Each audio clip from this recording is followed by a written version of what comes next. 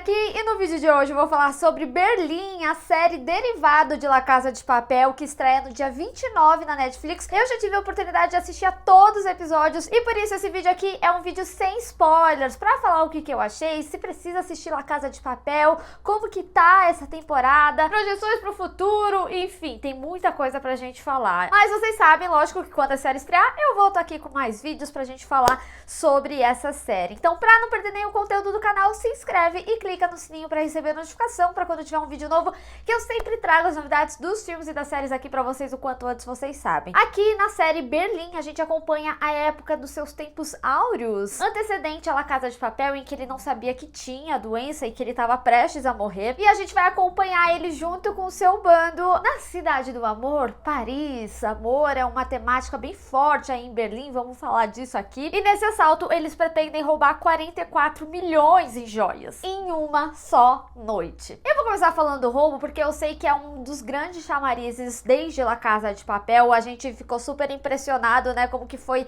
a produção ali na primeira temporada, e conforme a gente foi acompanhando a série, a gente foi se apaixonando pelo bando, né, e por aqueles personagens. Aqui a história é um pouco diferente, porque a gente já começa conhecendo o personagem que é o Berlim. Antes de falar do Berlim especificamente, eu queria falar sobre o roubo, porque uma das coisas que eu gostei assim logo de cara aqui é que a gente tem um roubo por temporada, essencialmente, né? Não se sabe se teremos uma segunda temporada, eles deixam uma abertura para sim que tenha. E assim, gente, muito provavelmente vai ter, porque La Casa de Papel foi um sucesso e eu acredito que essa série também vai ser depois do que eu vi. Então eu gostei muito que eles focaram em um roubo em uma temporada, e eu acho que é assim que tem que ser, porque em La Casa de Papel isso acabou perdurando muito a narrativa, em alguns momentos ficava cansativo, e isso trouxe mais dinamismo narrativo aqui pra história. E também, né, porque a gente tá falando de um roubo antecedente ao da La Casa de Papel, que é um grande roubo, um roubo histórico. Então, eles já eram ladrões antes, a gente já sabia disso. A gente em La Casa de Papel também acompanhou o roubo que seria o grande roubo do Berlim, né, se eu não me engano,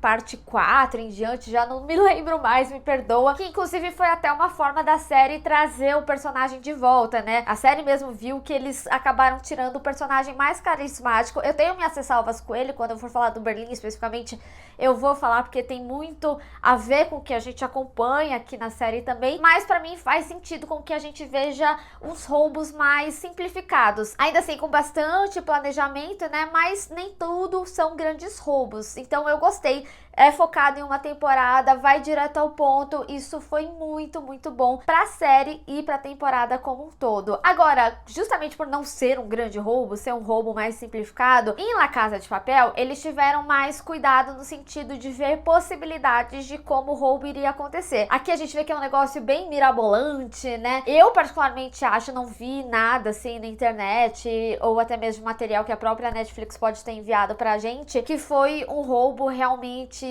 estratégia, pensado, que nem La Casa de Papel foi. E no bando, né, sempre tem o hacker, né, mas isso já tinha desde o Rio, mas aqui eles trazem a Keila, né, que vai ser essa expert aí, e aí tem umas coisas super mirabolantes, totalmente fake, mas se tem uma coisa que não é fake, e falando de tecnologia, é o Surfshark. O Surfshark, que tá patrocinando esse vídeo, me convidou para falar formas para você ficar mais seguro online. Para quem não sabe, o Surfshark é um serviço de VPN, que é uma rede virtual privada, que basicamente mascara suas informações online para te trazer mais segurança e privacidade. Então, por exemplo, se você estiver conectado em uma rede compartilhada, como numa cafeteria ou no aeroporto, ele vai criptografar os seus dados, tornando a sua navegação muito mais segura, o que torna também muito mais seguro quando você for acessar um dos seus bancos quando estiver na rua. Outro exemplo que eu particularmente amo muito é quando você vai pesquisar passagens para viajar ou um hotel,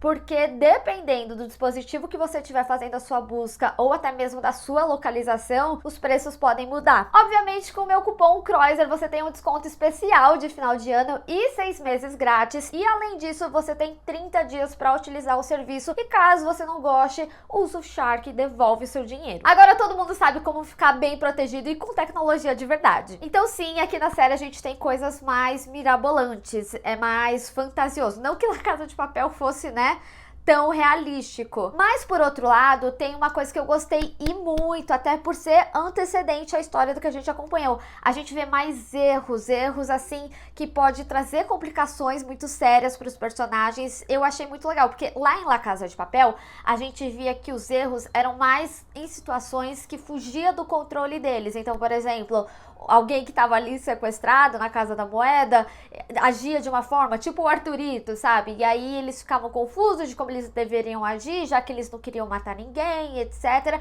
E aí acabava causando uma confusão. Aqui em Berlim, as coisas são provenientes do que os próprios atracadores, né, acabam fazendo aí durante a trama. Então eles erram muito e eu gostei que teve esse diferencial aqui. Mas eu acho que isso também se dá muito ao tom. Em entrevista, né, os criadores da série, eles falaram bastante sobre o tom da série Berlim ser diferente, e eu acho muito legal a gente falar sobre as diferenças, porque vão existir comparativos sim com La Casa de Papel. Eu inclusive vou trazer alguns momentos, até porque também a gente tem um personagem que vem de lá, mas Berlim especificamente, o que o Alex Pina falou em entrevista pra Netflix, é que eles queriam trazer um gênero que fosse um pouco diferente, e se tratando de outra época, né, essas questões políticas, elas não são tão abordadas aqui, porque quando eles fizeram a concepção de La Casa de Papel, eles queriam fazer algo que conversasse com o atual, algo com que as pessoas tivessem pedido. E aqui é uma história antecedente e eles queriam mudar o tom também. Então ele fala muito sobre os gêneros trabalhados aqui em Berlim. E a gente tem tanto esse gênero de roubo, esse lance humorístico que já existia em La Casa de Papel, mas também mais romance. Em La Casa de Papel também tinha bastante romance.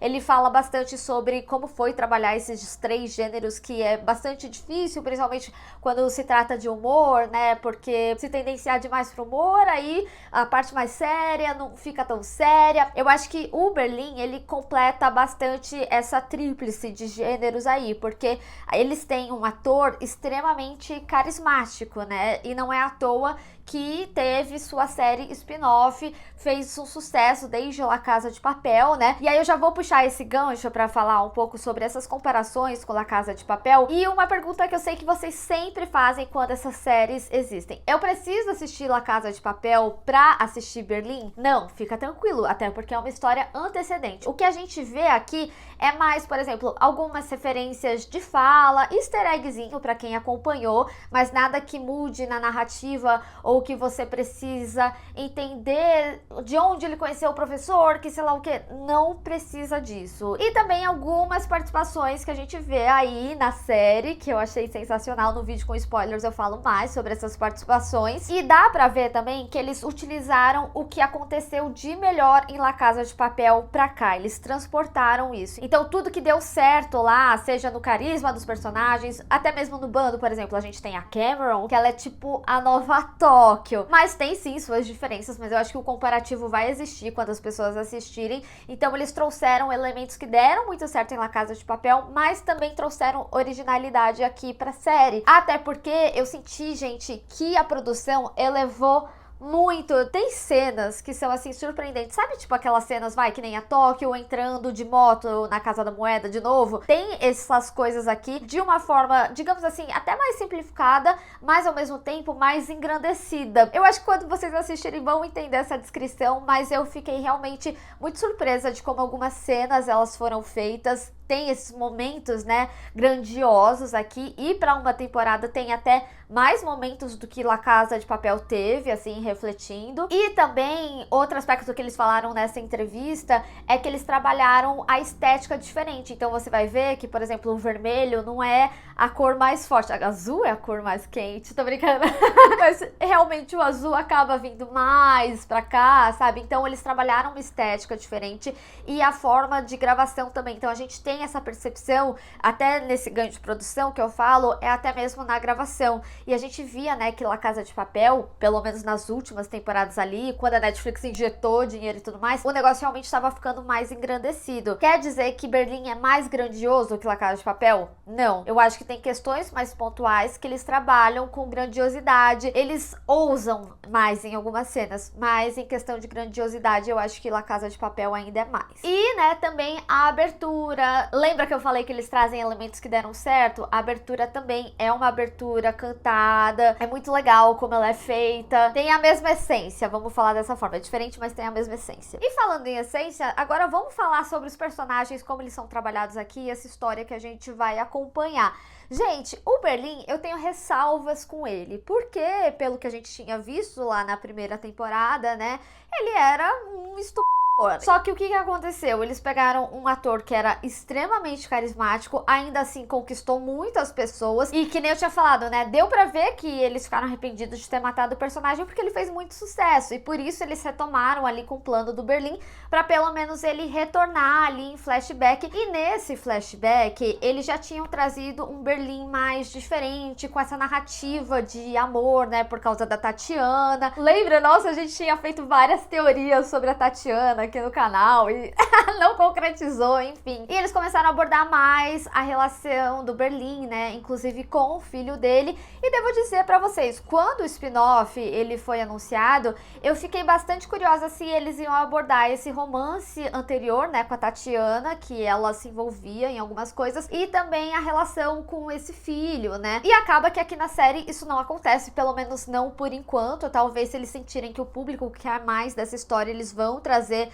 talvez em temporadas mais pra frente, ou quando ficar mais próximo ali de juntar com La Casa de Papel, por exemplo. Mas o que eu quero dizer é que eu não consigo desver esse personagem, e eu senti que faltou eles trabalharem um pouco essa característica. Não sei se eles se arrependeram de trazer essa característica, porque, era um personagem que ia morrer e tudo mais, mas eu acho que eles tinham nuances de conseguir trabalhar essa característica existente nele. Na entrevista do Alex Pina, ele também chegou a falar, né? Ele é um personagem que tem tantas características que a gente pode trabalhar todas elas. Tem sim o lado do romance, ele tem o lado do roubo, tem o lado ruim dele, mas esse lado ruim, eu não sinto que ele é tão trabalhado. Ele é trabalhado mais em momentos assim, ou que ele se complica por conta do amor, ou que ele acaba sendo mais grosseiro, mas nunca esse aspecto que foi trabalhado lá atrás, e eu não consigo desver isso no personagem. Entretanto, tirando esse aspecto do personagem, tenho que falar que o Pedro Alonso, que é o ator, né, que faz o Berlim, ele é um cara, assim, sensacional, e ele é tão carismático, realmente, tão carismático, que quando você vê ele interagindo perto desse bando novo, parece que os atores são ruins, e os atores não são ruins, tá? Mas uma coisa eu tenho que dizer, pra mim vai ser extremamente difícil eles fazerem um bando tão cativante quanto foi em La Casa de Papel. Eu acho que aqui esse bando que a gente acompanha, que é o Roy, o Bruce, a Kayla, a Cameron e o Damian, tirando o Damian e o Berlim, que vem como esses personagens mais velhos e eles são o grupo jovem, né, que nem tinha lá em La Casa de Papel, com a Tóquio, com o Rio e tudo mais, todos os jovens, eles têm aspectos muito detestáveis que pra mim, em alguns momentos, me tirava ali da trama. Por exemplo, a Kayla, ela é uma personagem que ela é tipo o estereótipo da mulher nerd, assim, sabe? E pra mim é muito cansativo. Mas ela tem momentos também que impressiona. A Cameron, como eu falei, ela é uma personagem que ela vem como a nova Tóquio. Tem algumas características que eles trabalham, principalmente inicialmente com relação à história dela, que eu fiquei meio tipo, tá. Mas muito mais sobre escolha narrativa do que da personagem em si. Eu acho que essa personagem, gente, ela brilha e muito. Ela vai ser sim a nova Tóquio. Desculpa ficar a comparação, mas acho que é pra vocês pegarem o feeling da série também. O Bruce, ele é um personagem completamente desnecessário em várias falas, e isso é uma questão também da série ser da Espanha, sabe? O Alex Pina, ele tem algumas problemáticas na sua escrita,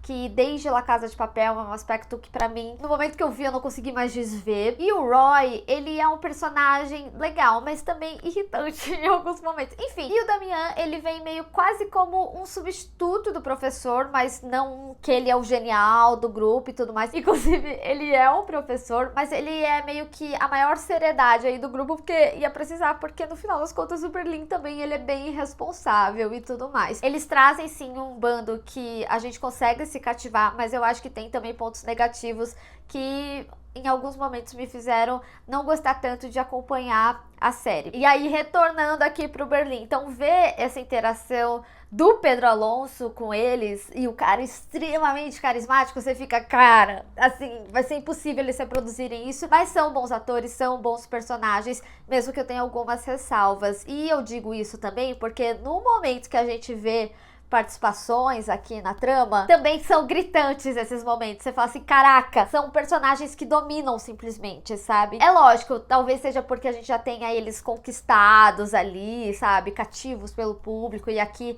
tá se iniciando, que nem eu falei, o meu primeiro contato com La Casa de Papel, tiveram coisas que eu não gostei, eu demorei um pouquinho pra me apegar a eles, eu queria saber muito mais do roubo do que eles, e aí eu achava que tinha muito drama, e aqui eu já consigo entender um pouco mais a combinação, porque afinal a gente já entende como é a narrativa de La Casa de Papel. E aí, né, um outro aspecto que eu não posso deixar de falar é sobre esse aspecto romântico. E é interessante porque, assim, a gente sai um pouco da Espanha, né? Do roubo ser na Espanha. E a gente tem um novo cenário que é simplesmente Paris. O que melhor juntar um roubo e o amor? É o match perfeito essa cidade, e eu acho que eles fizeram isso de propósito, inclusive. E aí eles querem trazer essa identidade, né, do amor aqui pra narrativa, e de fato é uma identidade que funciona não só na história do Berlim, mas em todos os personagens, seja do seu passado, seja algo que o personagem tá passando ali no momento. E a gente sempre soube que o Berlim viveu diversos amores, e aqui a gente acompanha a história dele com a Camille. E é interessante como as coisas acontecem aqui. Também foi um romance que me deu raiva mais próximo do final, vou falar.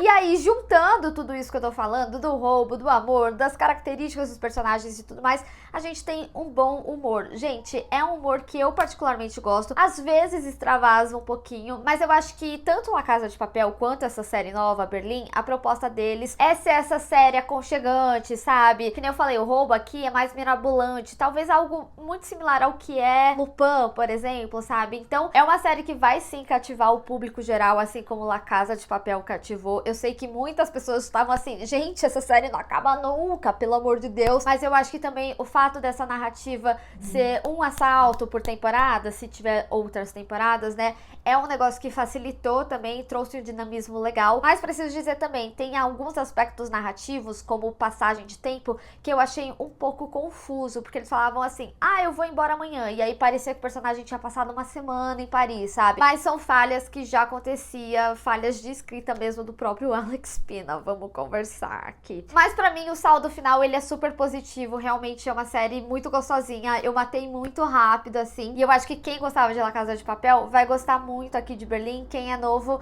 eu acho que também pode se cativar justamente por esse aspecto de ser um arco um pouquinho mais fechadinho aqui. E, né, deles trazerem um personagem que, assim, por mais que o Berlim em si não seja a melhor personalidade do mundo, apesar de ter sim aspectos muito gostosos de acompanhar, o Pedro Alonso é extremamente carismático. Esse cara, ele te conquista no primeiro momento de tela que ele aparece. E aí tá a verdadeira joia dessa série e da Netflix. Mas eu quero saber de vocês, quais que são as suas expectativas pra Berlim? Pode falar mesmo se for negativa, tipo, não aguento mais esse universo. Enfim, vamos discutir. Bem, pessoal, espero que vocês tenham gostado desse vídeo. Não esquece de deixar o seu gostei e compartilhar nas redes sociais. Inclusive, me segue lá, se inscreve no canal e clica no sininho para receber notificação para quando tiver um vídeo novo. Te vejo no próximo vídeo.